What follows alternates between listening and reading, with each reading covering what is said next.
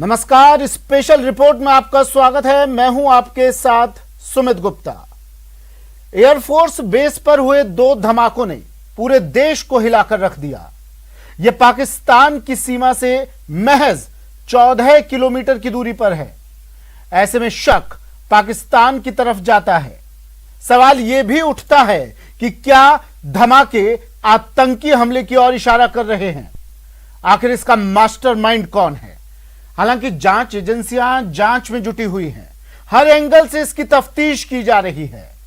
इस हमले को रोहिंग्या एंगल से भी देखा जा रहा है। वहीं दूसरी तरफ लाल सलाम का खात्मा भी हो रहा है। सुरक्षा बल एक एक कर इनके कमांडर को मौत की नींद सुला रहे हैं। लिहाजा सवाल उठता है कि क्या नक्सली अब कमजोर पड़ते जा रहे हैं? क्या इनमें बिखराव पैदा हो गया है? इन सब का हम अगले आधे घंटे में खुलासा करेंगे, तो देखते रहिए हमारी ये स्पेशल रिपोर्ट।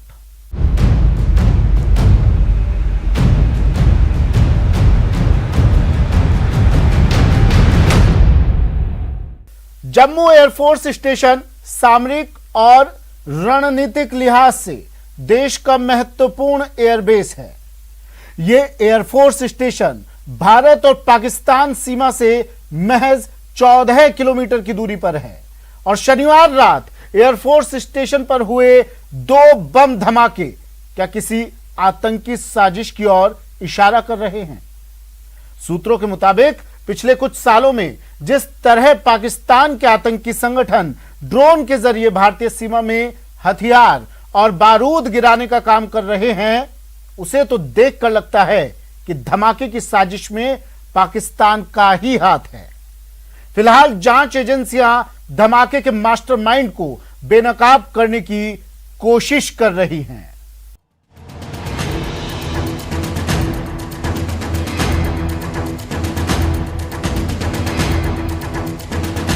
आतंकियों की एक और कायराना करतूत। एयर ड्रॉप किया गया है जो एक्सप्लोसिव है, जो जिस तरह का क्रेटर बना है। जम्मू एयरफोर्स स्टेशन पर हमले की कोशिश। सुरक्षा बल है, आर्मी, पुलिस और सेना के जो सुरक्षा बल है वो यहाँ पे सर्च कर रहे हैं बाहर। 6 मिनट में 2 ब्लास्ट।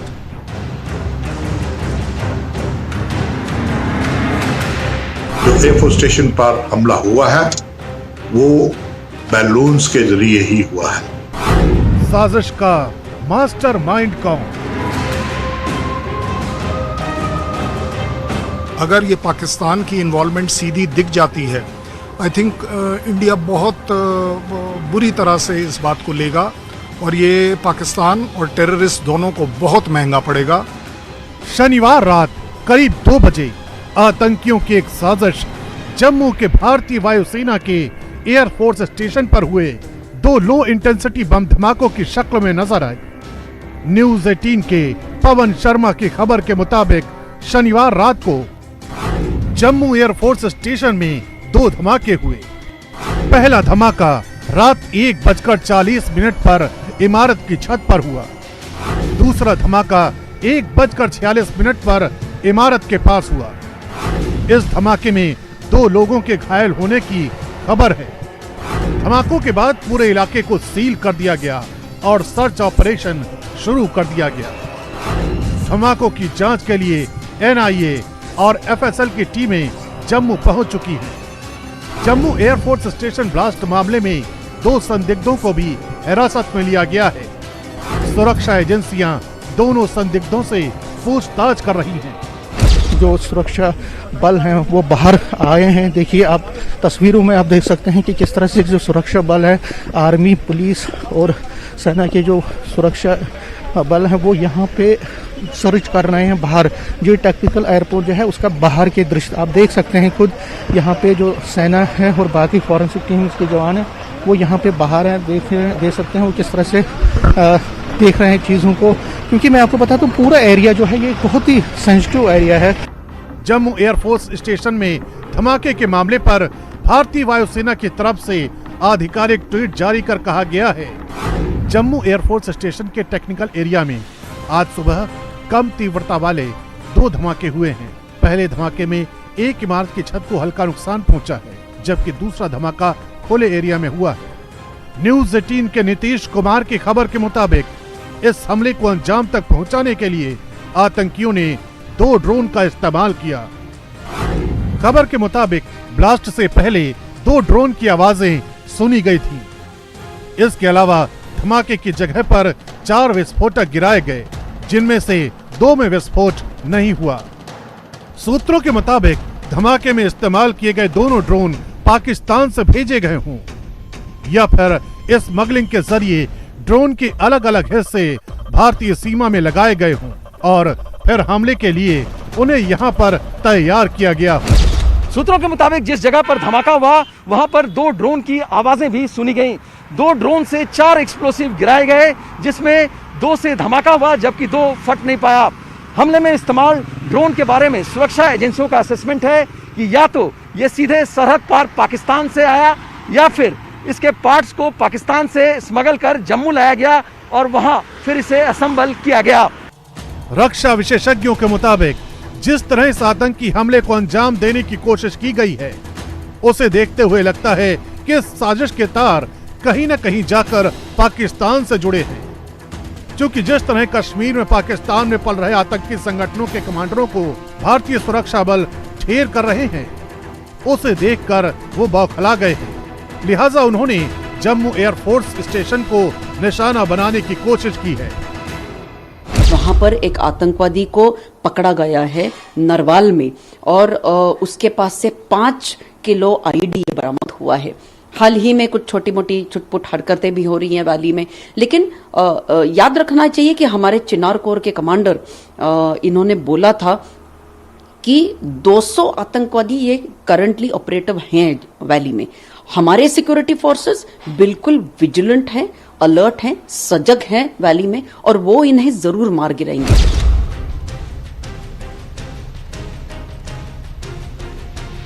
यह धमाका कैसे हुआ, यानी जिस किसी ने भी जम्मू एयरफोर्स स्टेशन पर हमले की साजिश रची, उसकी मॉडस ऑपरेंडी क्या थी और इस हमले के पीछे किसी आतंकी संगठन का हाथ है, फिलहाल एनआईए इसकी जांच कर रही है।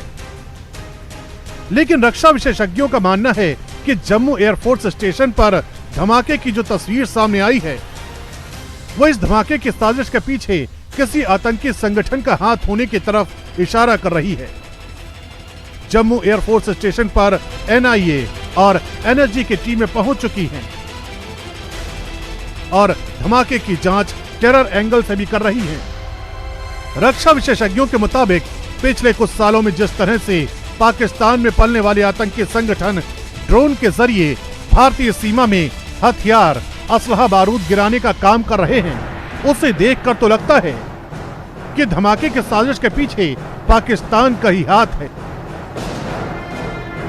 इसमें तो खैर कोई डाउट है ही नहीं कि ये आतंकी साजिश जरूर है, लेकिन ज्यादा बड़ा कंसर्न है कि जो ड्रोन्स अब तक जिनके बारे में हम बात करते थे, और अगर अब पाकिस्तान टेररिस्ट को वो ड्रोन देकर भारत के अंदर अटैक करवाता है, ये एक मैटर ऑफ कंसर्न है, ये बहुत सीरियस मैटर ऑफ कंसर्न है।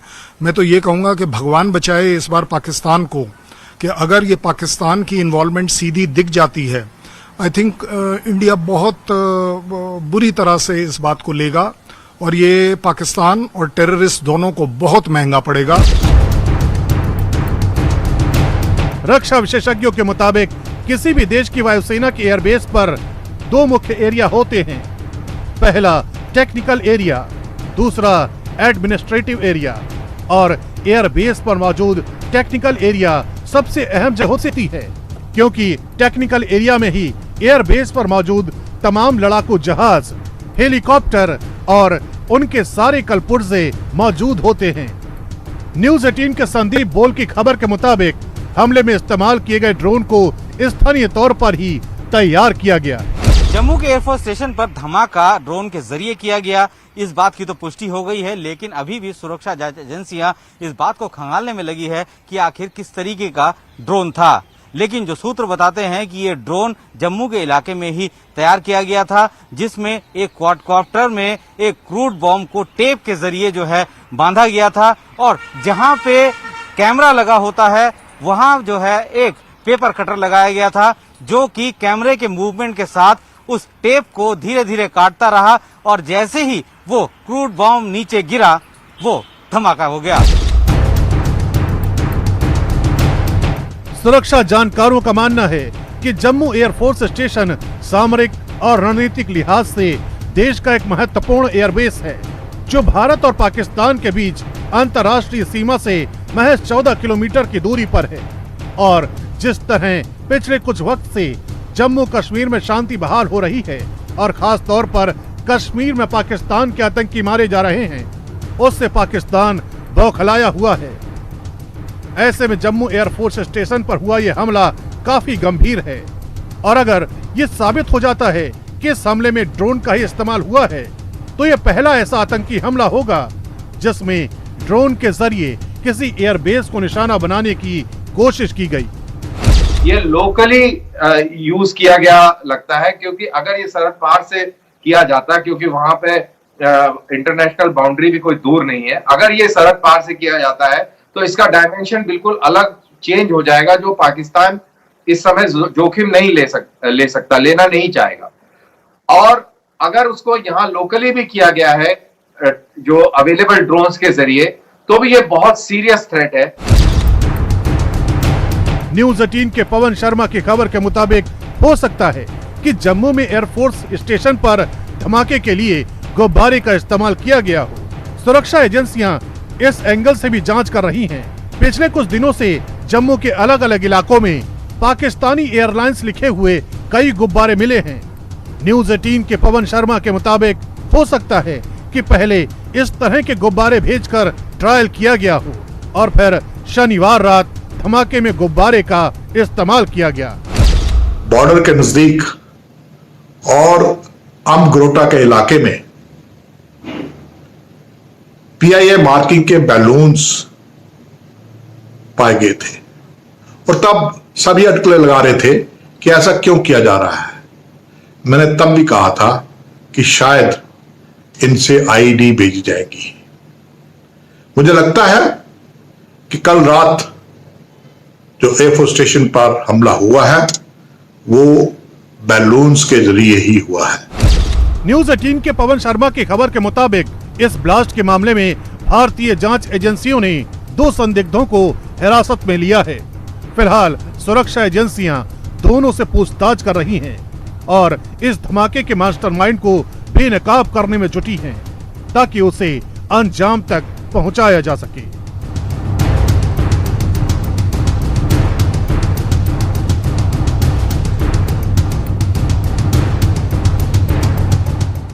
जम्मू एयरफोर्स स्टेशन पर हुए 2 बम धमाकों के बाद भारतीय जांच एजेंसियां इस हमले के अनसुलझे सवालों के जवाब तलाश रही है कि आखिर जम्मू एयरफोर्स स्टेशन पर हुए बम धमाकों का मास्टरमाइंड है कौन? कौन है वो जिसने भारतीय वायुसेना के एक अहम एयरबेस को निशाना बनाने की कोशिश की? इस साजिश का असल मकसद क्या है? भारतीय सुरक्षा एजेंसियां हर एंगल से इसकी तफ्तीश कर रही हैं। बताया जा रहा है कि ड्रोन हमले का असली निशाना वहां खड़े हेलीकॉप्टर थे, लेकिन ड्रोन से गिराए गए विस्फोटक वहां तक पहुंच नहीं पाए और यह साजिश नाकाम हो गई। इसके अलावा सुरक्षा एजेंसियां इस हमले में रोहिंग्या कनेक्शन को भी खंगाल रही हैं। Jammu air force station blast case, हमले में रोहिंग्या कनेक्शन की भी जांच। किसने बनाया तबाही का प्लान? साजिश का मास्टरमाइंड कौन? 26 जून शनिवार रात करीब 2 बजे जम्मू एयरफोर्स स्टेशन पर हुए 2 धमाके किसी बड़ी आतंकी साजिश की तरफ इशारा कर रहे हैं। एयरफोर्स स्टेशन पर हुए बम ब्लास्ट के बाद अब ये सवाल उठता है कि आखिर इस बम धमाके के पीछे किस आतंकी संगठन ने तबाही का प्लान बनाया था? और इससे भी बड़ा सवाल ये कि आखिर इस साजिश का सूत्रधार यानी मास्टरमाइंड कौन है? एनआईए इस बम ब्लास्ट की जांच कर रही है। न्यूज 18 के नीतीश कुमार की खबर के मुताबिक रात को लगभग 1:40 पर जम्मू एयरफोर्स स्टेशन के टेक्निकल एरिया पर तैनात सुरक्षा कर्मियों ने 2 ड्रोन की आवाज सुनी। इसके थोड़ी ही देर बाद टेक्निकल एरिया में एक के बाद एक 2 ब्लास्ट हुए। पहला ब्लास्ट सिंगल स्टोरी बिल्डिंग की छत पर हुआ, दूसरा ब्लास्ट ग्राउंड एरिया में बिल्डिंग के पीछे हुआ। सूत्रों के मुताबिक हमले का असली टारगेट हेलीकॉप्टर डिस्पर्सल पार्क था। हेलीकॉप्टर डिस्पर्सल पार्क से ही हेलीकॉप्टर को पार किया जाता है और वहीं से ही वो उड़ान भरते हैं। इस हमले में ड्रोन के जरिए कुल 4 बम गिराए गए। हमले में 2 बम नहीं फटे। धमाके वाली जगह से एक ड्रोन भी मिला। धमाके में ईडी के इस्तेमाल का शक। हमले की जानकारी एनआईए को दी गई। एनआईए की टीम सुबह 5 बजे मौके पर पहुंच गई और अपनी तफ्तीश शुरू कर दी। एनआईए हर एंगल से इस बम ब्लास्ट की जांच कर रही है। जम्मू के सतवारी पुलिस स्टेशन में यूएपीए यानी अनलॉफुल एक्टिविटीज प्रिवेंशन एक्ट की धारा 16, 18, 23, 307 और आईपीसी की धारा 120B और 3 के तहत मामला दर्ज कर लिया गया है। जम्मू एयरफोर्स स्टेशन पर हुए बम धमाकों की जांच में जुटी एजेंसियों का अनुमान है कि हो सकता है कि ड्रोन के जरिए हमले में एयरफोर्स स्टेशन में खड़े हेलीकॉप्टरों को निशाना बनाने की साजिश रची गई हो, लेकिन ये साजिश नाकाम हो गई। न्यूज 18 के नीतीश कुमार की खबर के मुताबिक ड्रोन हमले का असली निशाना वहां खड़े हेलीकॉप्टर थे, लेकिन ड्रोन से गिराए गए विस्फोटक वहां तक नहीं पहुंच पाए। जिस समय ये धमाके हुए उस समय हेलीकॉप्टर डिस्पर्सल पार्क में हेलीकॉप्टर मौजूद थे। डिस्पर्सल पार्क उस जगह को कहते हैं जहां पर एयरफोर्स के हेलीकॉप्टर खड़े रहते हैं। शुरुआती पड़ताल के बाद जांच में जुटी एजेंसियों का असेसमेंट है कि ड्रोन के जरिए गिराया गया एक्सप्लोसिव टारगेट चूक गया। दरअसल असली टारगेट हेलीकॉप्टर डिस्पर्सल पार्क था, जहां एक हेलीकॉप्टर खड़ा हुआ था। हेलीकॉप्टर डिस्पर्सल पार्क उस जगह को कहते हैं जहां पर हेलीकॉप्टर को पार्क किया जाता है और यहां से हेलीकॉप्टर उड़ान भरता है। जम्मू एयरफोर्स स्टेशन पर हुए बम धमाके पर जम्मू कश्मीर पुलिस महानिदेशक दिलबाग सिंह का कहना है कि इस हमले में ड्रोन का इस्तेमाल किया गया। न्यूज 18 के पवन शर्मा की खबर के मुताबिक दिलबाग सिंह ने कहा है कि एयरफोर्स स्टेशन में हुए धमाके की जांच में पुलिस भी दूसरी जांच एजेंसियों के साथ मिलकर काम कर रही है। दिलबाग सिंह के मुताबिक ड्रोन के जरिए विस्फोटक गिराकर ये धमाके किए गए। शनिवार रात 6 मिनट के अंदर जम्मू के एयरफोर्स स्टेशन पर 2 धमाके हुए थे।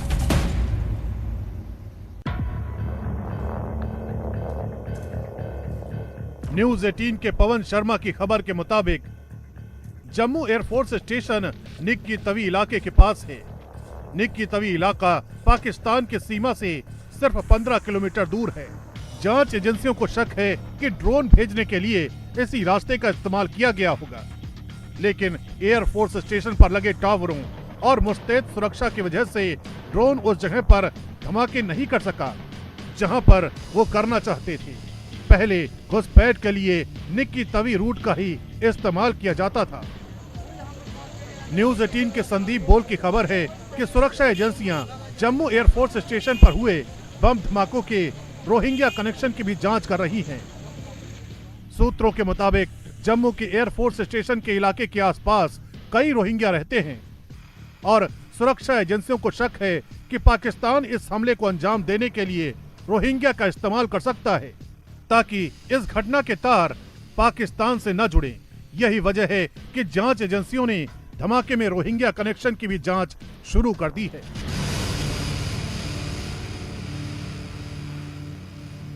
सूत्रों की माने तो जम्मू के एयरफोर्स स्टेशन पर हुए हमले को लेकर अब सुरक्षा एजेंसियां इसके पीछे रोहिंग्या कनेक्शन को भी खंगाल रही है, क्योंकि जम्मू के इस इलाके में कई सारी रोहिंग्या बस्ती है और पाकिस्तान रोहिंग्या का इस्तेमाल कर भारत में आतंकी घटनाओं को अंजाम दे सकता है ताकि सीधे तौर पर शक पाकिस्तान पर ना जाए।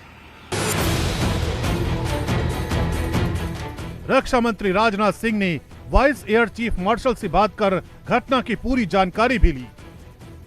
जम्मू में एयरफोर्स स्टेशन के भीतर हुए 2 धमाकों को जांच एजेंसियों ने बेहद गंभीरता से लिया है। लिहाजा इस साजिश के मास्टरमाइंड तक पहुंचने के लिए हर एंगल से इस वारदात की जांच की जा रही है। जम्मू एयरफोर्स स्टेशन की सुरक्षा दिल्ली से गई स्पेशल फोर्स की एक टीम ने अपने हाथ में ले ली है और एफएसएल की टीम भी धमाकों से जुड़े सबूत तलाशने में लगी है। इसके अलावा जम्मू कश्मीर पुलिस भी जांच में दूसरी एजेंसियों की मदद कर रही है। अब बात करते हैं लाल सलाम के खात्मे की। कोरोना के कहर से नक्सलियों में भी हाहाकार मचा हुआ है। कई कुख्यात बड़े नक्सली कमांडरों की भी मौत हो चुकी है, तो कई बड़े नक्सली लीडर मौत के कगार पर पहुंच चुके हैं। नतीजा यह हुआ है कि पहली बार लाल सेना में बिखराव की नौबत आ चुकी है।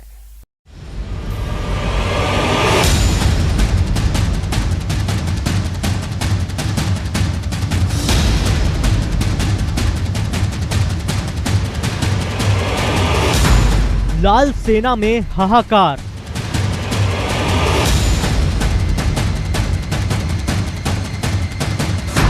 नक्सलियों पर कोरोना का कहर।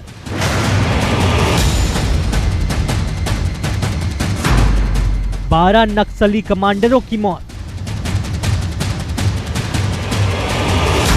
25 से ज्यादा नक्सली कमांडर बीमार।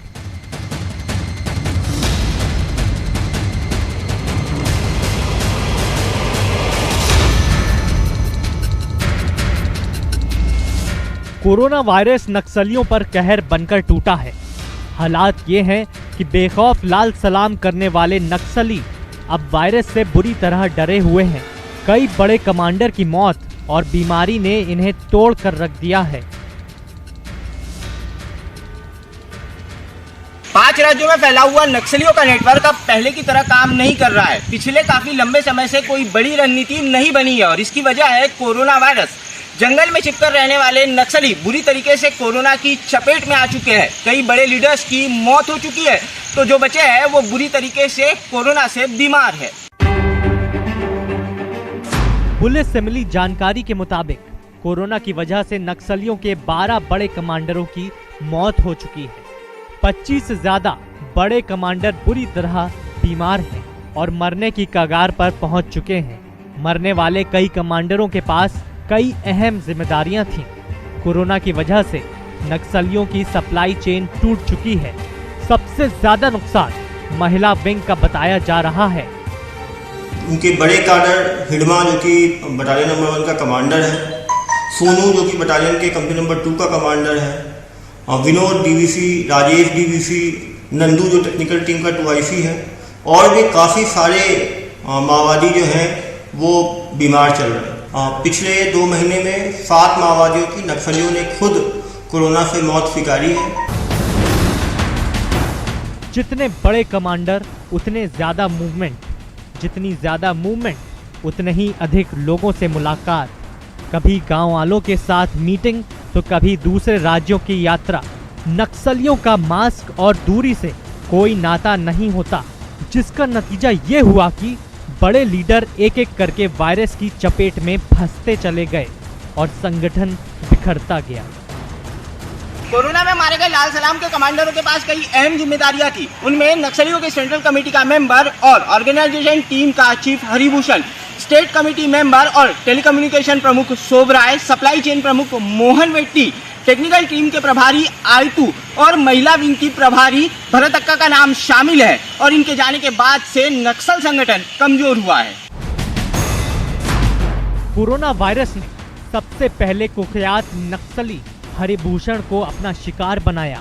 हरिभूषण पर 1 करोड़ रुपए का इनाम था। इससे अंदाजा लगाया जा सकता है कि वो कितना खतरनाक था। हरिभूषण संगठन के पैसों को जमा करके रखता था। हरिभूषण की मौत के बाद अब नक्सलियों को नहीं पता कि उनका पैसा कहां कहां रखा है।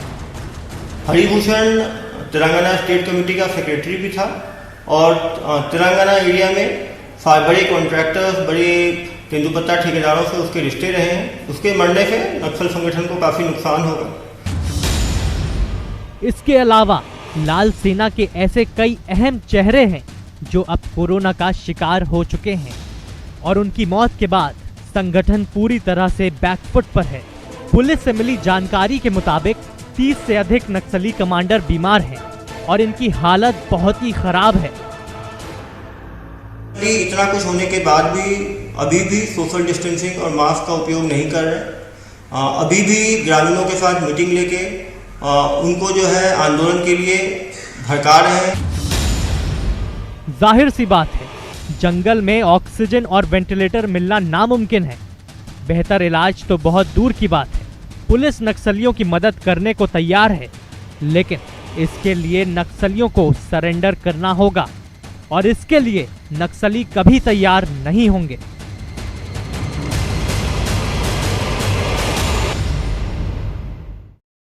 स्पेशल रिपोर्ट में आज के लिए इतना ही। दीजिए इजाजत, नमस्कार।